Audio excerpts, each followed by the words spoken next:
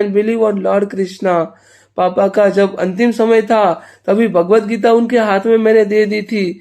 इसका मतलब भगवत गीता जिसने एक बार टच कर लेने मृत्यु से पहले वो सारे पापों से मुक्त हो जाता है और परमात्मा की अथवा अदरवाइज मतलब अथवा मेरे आराध्य की उनके अंतर में स्थान प्राप्त कर लेते हैं। ऐसे व्यक्ति जो भगवत गीता को अंतिम समय में टच कर लेते हैं या भगवत गीता का कोई श्लोक सुन लेते हैं।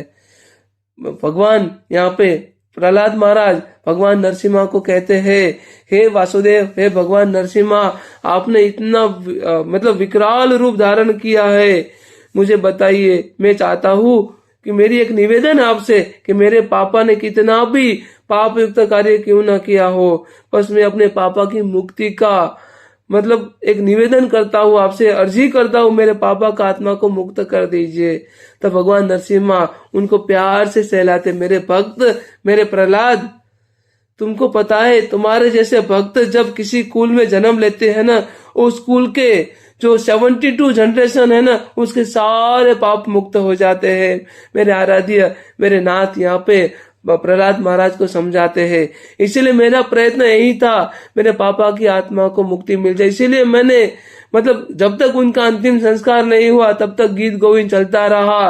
राधे कृष्णा हरि गोविंद गोपाला, नंद जुको लाला, यशोदा दुलाला, जय जय देव हरे, जय जय देव हरे।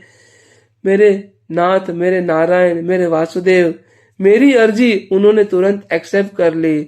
और मेरी मम्मी यहाँ पे अभी तक शौक है, क्योंकि पता है क्या होता है, जिस घर में किसी की डेथ होती है ना, उस घर में वातावरण एकदम भयजनक हो जाता है।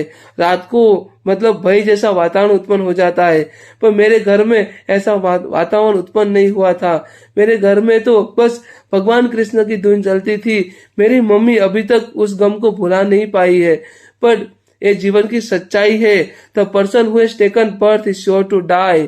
जातस्य ही ध्रुव मृत्यु ध्रुव जन्मशः, मृत्यु से अपहारत नतम सोचसम अहर्षि। The person who has taken birth is sure to die, and a person who died will surely take up birth again.